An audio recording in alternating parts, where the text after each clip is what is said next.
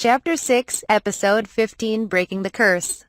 A procession of citizens with dim lights continues across the moonless field. All hurry to their destination with fear and weariness on their faces. The carriages went to the neighboring city of Rambu, and the citizens who could not organize carriages went on while being escorted by nobles and the imperial army, and the procession crossed the plain closest to the imperial city. The carriage procession of the Medici family was in the middle of the traffic jam, but as time went by the line of people in front of them became denser and finally stopped moving. The quick-tempered man who got caught in such a traffic jam and was frustrated in the luxurious carriage was Pal. "What kind of traffic jam is this? I don't know the details, but they may have run into unexpected problems. Oh, why are the citizens so careless?" After receiving a report from Simon, the administrator of the Medici family, Pal opens the window of the carriage and sees what is going on outside. Blanche also said, "Show me," and was elbowed inside, which turned into a skirmish like sibling rivalry. "Yeah, it's out." Suddenly, the jam was severely disrupted, and the citizens began to run off in one direction like scattered spiders. As he squinted his eyes, a colony of translucent black humanoids rushed toward him on the horizon of the plain to the right in the direction of travel. It looks like a human figure that expands and contracts greatly, and it is clear that it is not a person. As it gets closer, the citizens are thrown into chaos. "Oh, it's a demon. Are they all evil spirits? What should I do? Wait, don't push, don't push." The words flying around are incoherent. While they were arguing, a foul-smelling wind began to blow across the grasslands at night, causing the citizens to panic. An ominous wind blew in, causing the grass in the meadow to rot and wither. "This is unreasonable. There are evil spirits in the imperial city. Where should I flee to? If I stay here, I will be killed. If you get attacked by something like that, it's over. Everyone will die." Weapons are useless against evil spirits, and screams and yells are heard among the citizens who are powerless to fight them. And the nobility's unspoken expectations of them are great. Why are demons showing up here? This place shouldn't be a graveyard. As Pal looks at the telescope in his hand, Simon tells him bitterly, "No, Pal-sama. This whole plain is a graveyard." "I see. This place used to be a famous battlefield. Currently, the Sun-Fleuve Empire is the largest empire in the world, and the political situation is stable under a tyrannical monarchy. In this plain near the imperial capital, is it possible that the dead who could not sleep peacefully on the battlefield became evil spirits and rose from the depths of the earth? It can't be helped if that's the way it is. I'll kick you out. If interception is delayed, it's too far away. Big brother, me too." As Pal threw off his jacket, grabbed two sacred battle staves and jumped out of the carriage with a shout. The servants of the Medici's family, the Holy Knights, followed him at their own discretion and blew the trumpets to attack. A group of other nobles and soldiers, seeing Pal, who decided to make the preemptive strike, jumped out and began the lunge to break up the sparse line. Blanche also tries to follow Pal with a delicate walking stick for children, but is immediately held back. "Catherine, Charlotte, do not let Blanche out of the carriage." "Understood." Charlotte closed the door. As Lot is stunned, Catherine pushes Lot away, closes the doors and windows of the carriage, connects an emergency circle to activate the magic formation if the carriage is attacked, and consolidates the defense. Then he turned to Lot and slapped her cheek hard. Lot put a hand on her red and swollen cheek and stared at Catherine in a daze. "I mother. Fool. If you don't tighten it, evil spirits will get in. But if I do that, Pal-sama won't be able to come back. You told me to do that." "No matter what happened inside Pal, I was told to keep an eye on it without touching it." Lot can't hide her confusion. "I was ordered to protect Blanche-sama. Your life was given to you by Pal-sama and Eleanor-sama. Don't fight, you two. I will also support you." Lot hastily stopped Blanche, who couldn't seem to help opening the window as she said that. "Blanche-sama. Pal-sama is a kind person, so if Blanche-sama leaves, I won't be able to use the powerful divine arts. Don't bother me. Let's stay here with me, I promised my brother. Lot's grip on Blanche's hands is strong and Blanche accepts it though her mouth is bent. But I can't do anything. It's frustrating. I also feel sorry for myself, who has no divine power and is only protected. If everyone is safe, I will practice more divine arts from now on. Blanche cries and confesses. Blanche and Lot seem to have the same thoughts in their hearts. When you need the most power, you can't protect anyone. Just like you said, you can't help anyone, brother or all. Blanche lamented her helplessness and collapsed. Pal sprinted and waved his stick without looking back, running a wall of thick ice down the street to protect the citizens from the evil spirits who could not move forward, retreat or evacuate. It is also to protect the citizens from the reaction of the great divine technique that will strike from now on. Pal raises his stick as if to pierce the group of evil spirits he first came into contact with. Restrictions lifted during the fight. Upper limit. It is the preface of innovative divine arts. I used a lot of divine power to synthesize the elixir for Lot's treatment, so I am prepared to run out of divine power after the great divine technique. Activation chant 3 syllables. Sure victory. Great waves of plague destruction. The trajectory of his double staff calms down and causes spatial distortions. When you attack with a storm, lightning strike, or revolutionary divine art at maximum power, it turns into a transparent wave and runs across the plains. Once it reached the evil spirits eroding the plains, it materialized, flushing the evil spirits into the stream and turning into vapor that destroyed them as far as the eye could see. Over 90% of the evil spirits on the field were destroyed with Pale's maximum force. The evil spirits left behind were destroyed one by the mages who attacked later. He lowers his staff and keeps his eyes on the horizon. A large amount of divine power is released, and although my feet wobble, I stay on my feet. Damn. Is it really the limit? After that, I'll use purification magic on the whole level so that the idiots won't come out. Along with a sharp-voiced Pal immediately turned his body. A newcomer appeared from the other side of the prairie. On the other side of the ice wall, the citizens are overwhelmed by evil spirits and completely defenseless. Because of this sudden disaster that appeared from an unexpected direction, Pal, who was far away, could not come to the rescue in time. The divine art users are just confused. Wait, inverted rain.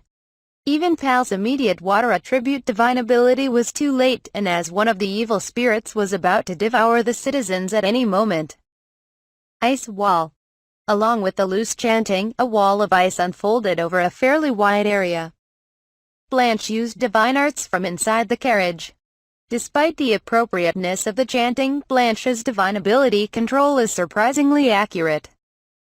Run away now, all of you. Blanche's divine ability stops the evil spirits flooding in. Citizens narrowly escaping with their legs crossed. But Blanche's ice wall wasn't strong enough and began to crack. I can't stand it. Brother, help me. The moment Blanche's defensive wall threatened to crumble, radiant white flames shot out to protect the citizens. His brilliance is exactly the flame of divine arts. Leave it to me.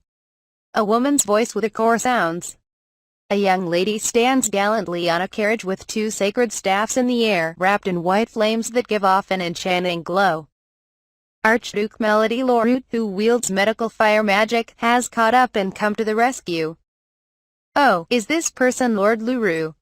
His Excellency is here, so reliable. Citizens send hot eyes and cheers to the tune. The title of Archon is given only to aristocrats who are endowed with divine arts and extraordinary talent, and have achieved heroic feats. The reverence and trust of the citizens towards the Archduke seems to be enormous. As if bolstered by anticipation, Melody increases her concentration and recites the activation chant. I command under the protection of the fire god. By heavenly providence, unchanging for generations, help the good people and burn the impurity everywhere. The melody is sung like a song, and the power is stored to unleash divine magic all at once. White Flame Budo. Your sacred staff spits out a great flame that envelops evil spirits instantly. The melodic flame cuts through the darkness and sublimates the evil spirits one by one. Their divine arts were unsurpassed in accuracy, powerful in performance, and above all, refined in their feats. As expected of the Archduke, God is at your service. Even Pal, who was dressed to present Melody with her success and praise, was also impressed with Melody, a great user of divine arts who was given the title of Archduke at a young age. I am sorry for saving the citizens from the crisis. Your Excellency Melody Leroux. I am honored to receive your praise, Master Pal de Medicis. I'm a craftsman, so I almost forgot about the attack magic, but it was a good burglary. A tune calls sharply, light-footed jumps from the carriage to a horse and leads the citizens. Pal returned to the carriage and loosened the defensive formation from the outside. Blanche jumped out from inside, as if waiting. Anyway, praise me. I haven't gotten out of the carriage yet. I told you not to be pushy, but I will praise you. I did it. I was praised. Pal hit Blanche, who had played a certain role, on the head. After that, the users of the divine arts destroy the evil spirits that appear on the path with divine arts that take advantage of the properties of each attribute. De Medicis and his groups, in a hurry, caught up with Ellen's parents' car from behind. This is Mr. Dos Medicis. Eleanor has not returned, but don't you know? Is he at Imperial Medical College? Count Bonfoy and his wife are both concerned for the safety of their only daughter. Pal was not told that Ellen was left alone in the pharmacy. The young lady is now staying somewhere in the Imperial City. However, she is an extremely talented user of the divine arts. Her arm is known to me, who has exchanged wands with her me. Pal praises Ellen's courage and does not let the Earl give up hope. Pal greatly appreciated Ellen's divine arts skills and never thought she would fall behind the mean evil spirits. With this in mind, Pal secretly acknowledged Ellen. The Earl replied weakly, Yes, yes. Trust me. I trust my daughter. In his arms he held Sophie, who had grown a little taller. As they join the Bonfoy family and rush to Rambouillet City, they are blocked by a group of wild dogs. But as I looked closely at each of them, I noticed that their faces had completely changed and their flesh was rotten.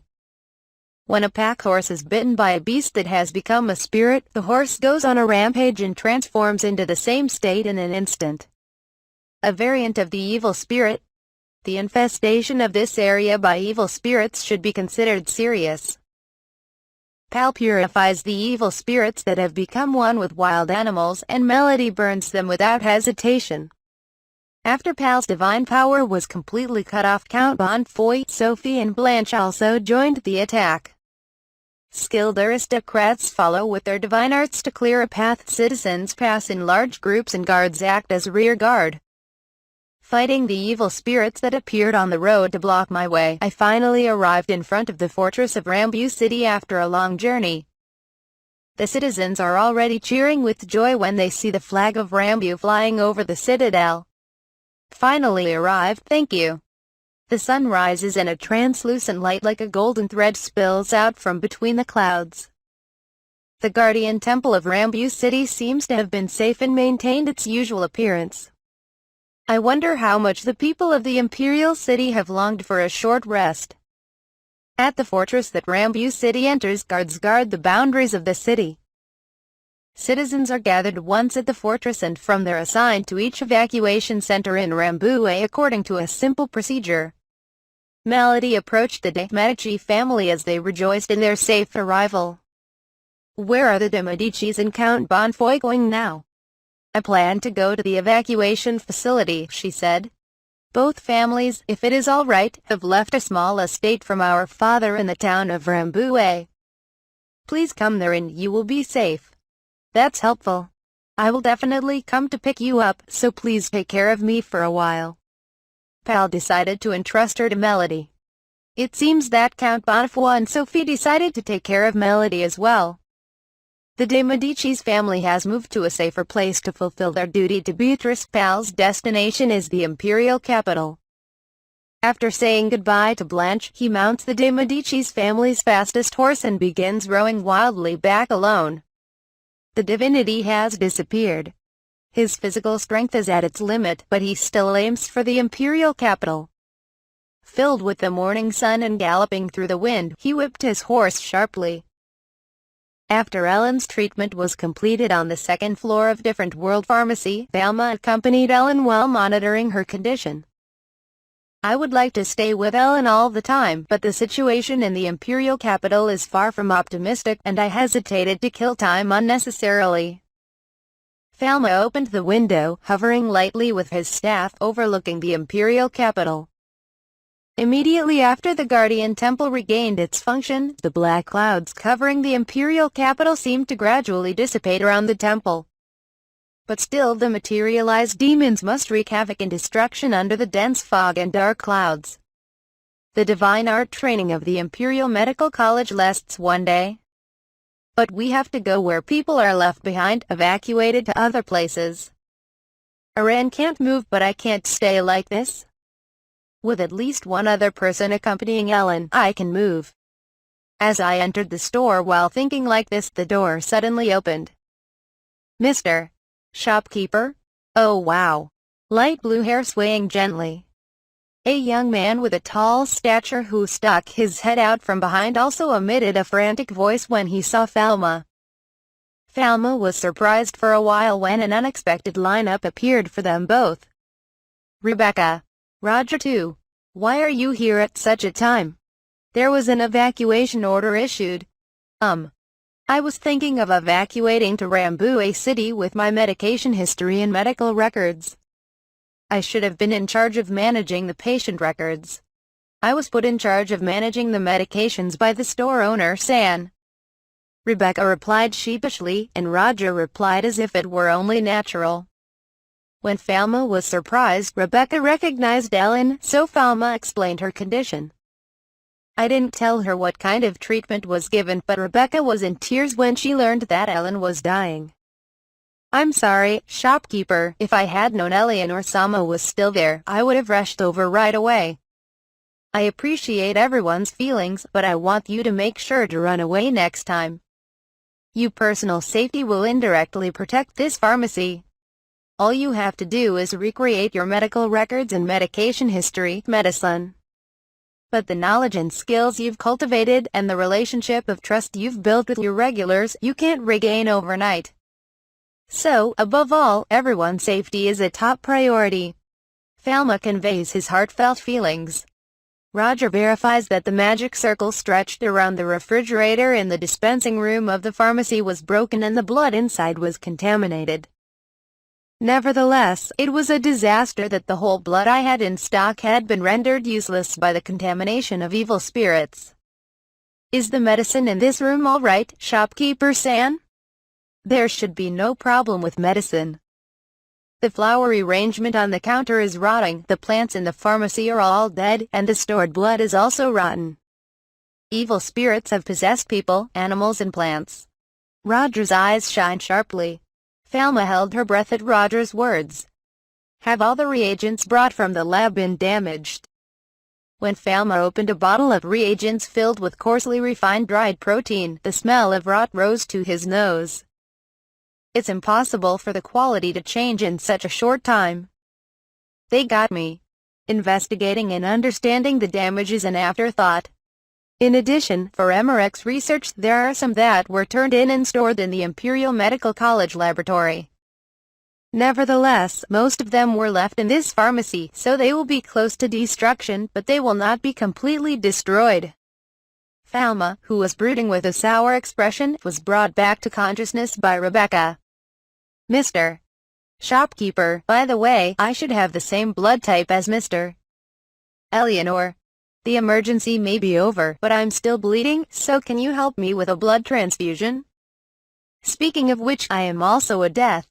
I'm grateful for that. One of the two, please cooperate with the blood transfusion.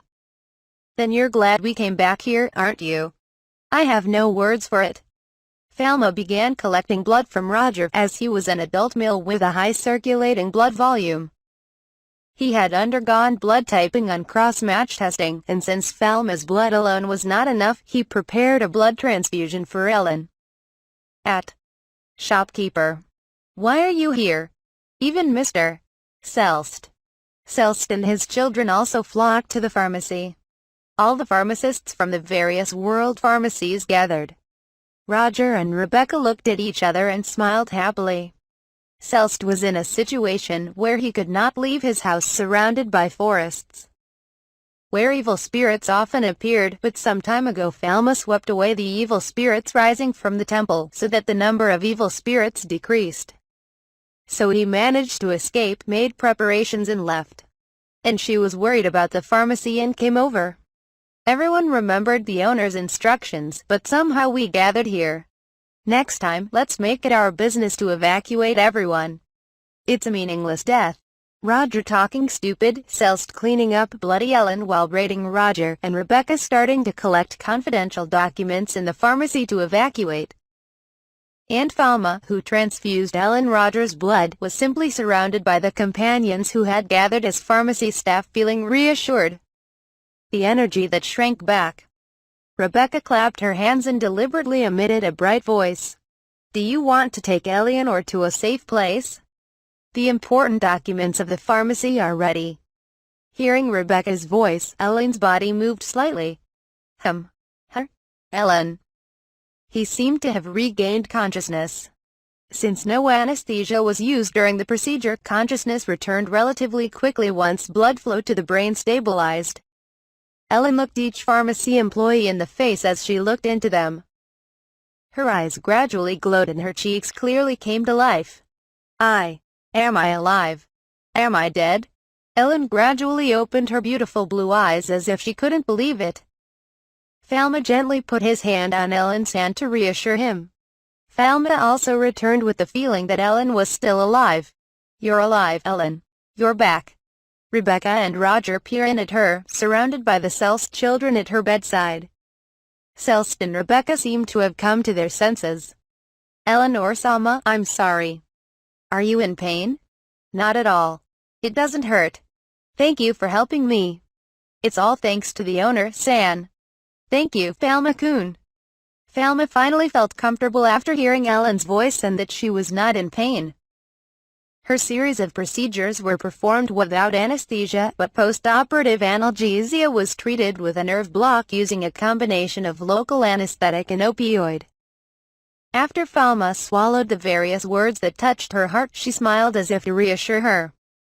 Ellen, looking at Falma like that, pouted slightly. There's a strange thing. I wonder if you're dreaming. What happened? I can see all the faces clearly even though I don't wear glasses. Ha, this is the hallucination death. Please rest well, Eleanor Salma. Roger laughed while Rebecca seemed worried.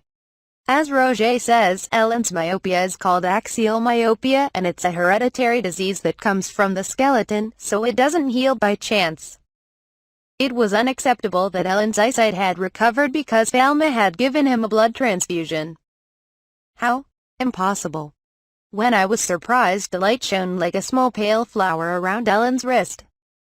If you look closely at the flowers blooming on her skin, you can see that the design resembles the medicine god crest on Falma's shoulder. When Falma rolled up his own arm and checked the crest of the medicine god, he felt that the top of his left shoulder was a little scraped up. After an eye exam, Ellen's post-op condition seemed stable. And as I tried to look through the changes on my wrist with my diagnostic eye, I could see that new nerve veins had developed. Ellen, can you make a circle with your fingertips? Why? Falma suppressed his excitement and put the rings he made with his fingertips on Ellen's eyes. Then I noticed that the sparkle in her eyes that I could see through the ring had changed. Falma-kun and Roger-kun's arms look shiny. Like a blue dot. Yep. Ellen makes a strange face.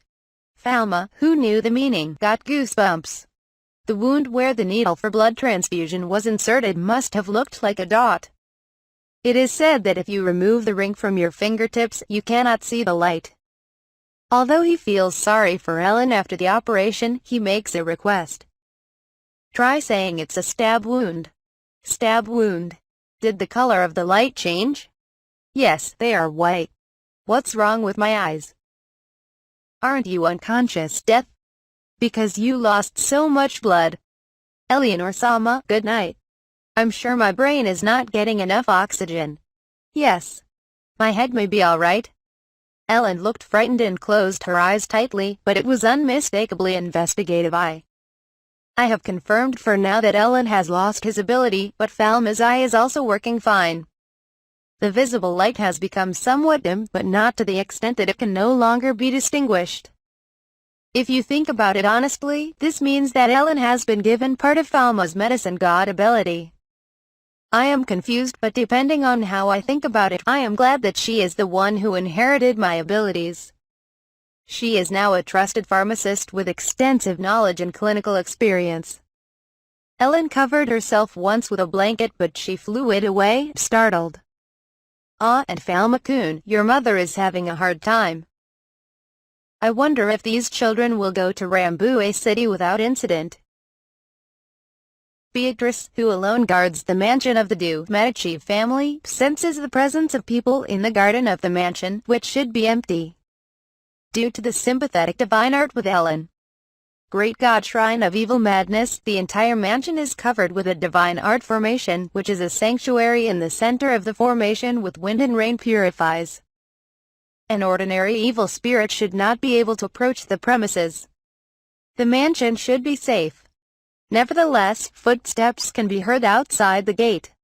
Quietly she closes her mouth, carrying the sacred staff of the Dunhauser family, adorned with a three-headed bird, and prepares for battle. I order in the name of the wind god. As I suspended the activation chant and turned off the signs for a preemptive attack, a familiar person appeared from behind the bushes. Oops. It's me.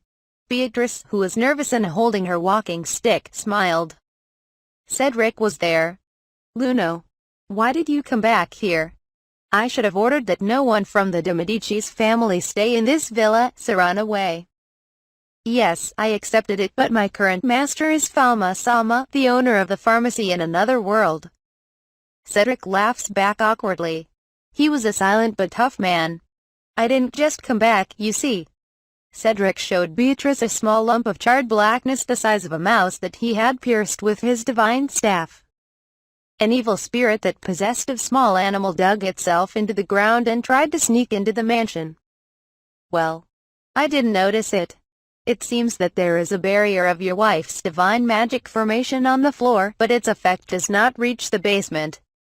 I went around the mansion and cleaned the floor. Cedric is an Earth Attribute Divine Art user who specializes in cleaning magic.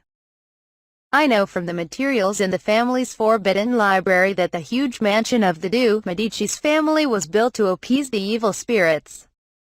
Cedric speaks calmly. Cedric, whom Bruno trusted, was also allowed to read the forbidden library of the de' Medici family. If anything should happen to your wife, I would feel sorry for Falma-sama, he said. I'm fine. I still have so much divine power that I hate her for not using it. Beatrice puffs out her chest like a pretty girl. Perhaps this gesture was comical. Cedric laughed and hastily distorted his expression. Both my husband and wife are frugal, even to the point of divine power. Excuse me. Beatrice parried Cedric's joke. The amount of divinity that aristocrats in this world can consume in a day and the upper limit of divinity in their lives are fixed from birth. And the relationship between them can be compared to a ladle and a water jug. Those who have a big ladle and a water bottle can freely use the divine arts without worrying about exhaustion. Those who are good with divine power and divine arts become great lords. The most prominent of this kind is the Empress, and Ellen, Bruno, and Powell also fall into this category. Those who have a small ladle and a small water jug choose to hone their arts and skills instead of the divine arts, choosing a path that requires the use of divine arts as little as possible. Among nobles, most small feudal lords and officials are like this. Those who have a small ladle and a large water jug will end their lives with an excess of divine power. Beatrice was the one with an extremely large ladle and a small water jug. If I do not spare my divine power, I will not lose. That is why I have come back to do my best so that my wife will not run out of divine power.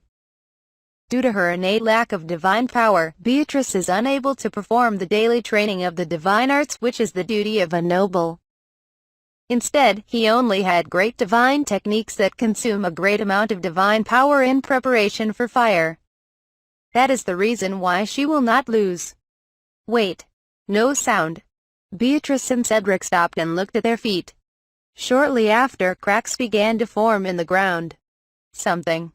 I have a bad feeling. I feel a bad feeling rising. It's the central part of the mansion. This area. Let's go, Cedric. Falma rode the medicine god staff and returned alone from the sky to the de' Medici's household to rescue Beatrice. The pharmacy staff put Ellen in Celeste's carriage, loaded the minimum of luggage, and urged her to evacuate to the nearest Imperial Medical College. What's that? What Falma saw when he returned to the mansion was a tree-like structure that had broken through the Medici's family building and begun to grow. Suddenly, a huge tree appeared, easily surpassing the height of de' Medici's villa. Mother! Where is it? Falma, deciding that nothing would be clear at this rate, searched for Beatrice with a diagnostic eye. Beatrice was engulfed in the canopy of this structure. As Falma tried to rescue her, a raging wind from Kamui. With her lower body entwined by the branches, Beatrice unleashed a divine ability unflinchingly. Branches intricately entangled by their divine abilities will snap off once, but they will continue to grow regardless of damage. On the ground, Cedric was desperately trying to hold back the giant roots that were trying to cover the ground with his magic circle. Falma chose the best course of action, although he could not swallow the situation. Plague Sanctuary. Falma brings divine power to the medicine god staff and burns the strange form from the sky. Everything touched by Falma's divine art was broken down into particles of light and scraped down to the roots of the trees. Falma caught Beatrice, who was flung into the air. Beatrice had used up her divine power, but she had enough willpower, and there were no major wounds, so it seemed that her life would not be affected. Mother, what happened to it? It's a cursed weapon, the psychic tree. It looks like it has awakened. Curse. Falma hugged Beatrice and gently fell to the ground. Falma also burned the roots that attacked Cedric. What is it? Among the guardian deities who descended into this world in the past, those who were left behind by particularly evil gods. This is called a cursed weapon, Beatrice said quickly. Falma can't keep up with the sudden appearance of new words. Why didn't you tell me you had something like that in your house? Because I thought I shouldn't scare you unnecessarily. That person sealed it with a forbidden spell, and the seal was perfect. But the temple was destroyed and the imperial capital was hollowed out by evil spirits. Yeah, I could hold out. I couldn't get it. I completely forgot it existed. Oh ma'am, are you safe? Falma, Sama, you have returned. Cedric, are you hurt? Yes, somehow. I felt a sign of a plague and it germinated. When this tree reaches full maturity, it bears a terrible fruit. It is said that the fruit will bring disaster. It is said that the psychic tree was once sealed by Bruno with a forbidden technique. Falma confronted it, which had turned into a large tree and continued to grow chaotically. I don't care if I destroy it, he said. I wonder if I can. Area limited carbonal elimination. Falma lunged at the plague tree, put his right arm to the trunk, and completely decomposed it with substantial elimination. It seems to be a carbon compound, but when it takes away the carbon, it becomes water vapor. Even the plague god tree, which caused nightmarish scenes in the center of the de' Medici's family, was completely defeated in the material destruction. Beatrice undoubtedly lost her waist. My chronic back pain seems to be getting worse. Well, now. How did you do that? It's like a trick. However, the main part of the curse, which did not disappear even then, looked like a fist-sized seed with a hideous shape that could not be considered to be of this world. Falma took it in both hands and tried to crush the divine power. But try as he might, he did not budge, as if mocking Falma. If it had the same properties as the treasure, it would not be a perfect substance, and Falma could not destroy it. Falma tells Beatrice and Cedric, who look on with concern. If it can't be broken, I'll just keep it close to me. As long as I hold it and use divine power, it won't sprout. By the way, there is more than one spell, right? Yes. I don't think anyone has a complete picture of what is where.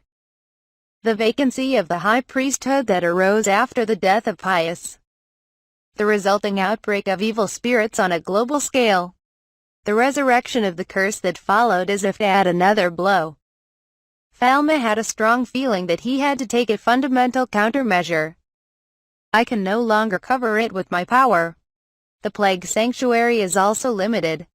Is it useless if I don't use a high priest after all?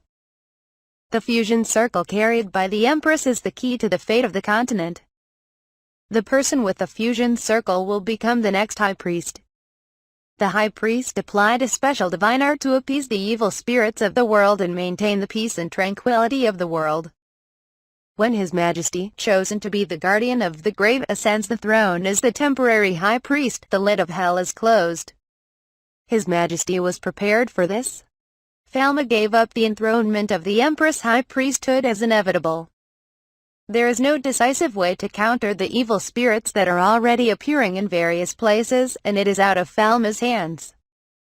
Evil spirits from all over the world revived in a very short time. The seals of things like curses were broken one after another and they started attacking people, and if it went on endlessly, it would be impossible. Falma changed his mind and began to furiously think about how he could protect the life of the Empress, who had once become High Priestess, and prevent the collapse of the world. If it's a contagious disease, can't you infect me with it? However, Falma's somatic cells do not produce infection. Even if you transplant it temporarily, it will not survive. Nevertheless, it may not be possible to treat the melting circle behind the Empress, as this would only lead to another career. All you need to do is to find a way to excrete the things that have nested in the Empress's body as they are. If the fusion circle is separated from His Majesty while maintaining this state, the curse will be lifted. Falma thought of two strategies. One is to cut out the infected area along with the skin and continue to cultivate it along with the tissue. The Empress's back is supplemented by transplanting cultured skin into a leaf or reconstructing the dermis with artificial dermis. Although it is a reliable excision method, it carries risks such as infection because it requires extensive skin removal. The other is to transcribe the source of infection on her back, infect her previously prepared skin cells, and isolate each cell in a different world. Falma plans to continue the latter in any case. If she continues to be cultured in a lab in another world, this is equivalent to her back being infected with the melting circle. Can it be isolated? The otherworldly laboratory is connected to the center of the hammer mill, and internal time is frozen or cycled. When the infection source of the melting circle in the laboratory is set in the incubator, the melting circle will continue to be maintained, and when the time comes, the melting circle will be activated and will not melt the Empress. Even if something happened in another world, its influence on this world would have little effect. I don't know what will happen to Kanji Yukuya, who is in another world, but the chain of death will stop. I must hurry. I didn't have time to rest. Considering the speed of cell proliferation, it takes about 2 to 3 weeks to cut off part of the Empress epidermis. Culture it with other cells to create an autologous cultured epidermis and proliferate to the point where it can cover the entire back. The fused circle is still in their epidermis. If it is an infection, it must be done before it enters the dermis. Falma contacted the Empress, isolated the fusion circle, and considered the plan to leave again for another world. And I have no choice but to advise the Empress to ascend the throne as High Priestess. In return, I will definitely protect her life. It is a painful decision, but it is the best way Falma can find. Emmerich, what you have prepared seems useful now. Under the direction of Falma and Emmerich Bauer, the Saint-Flouvre Imperial College of Medicine had just completed a cell culture system that used wind and water attributes of divine arts in a sterile manner.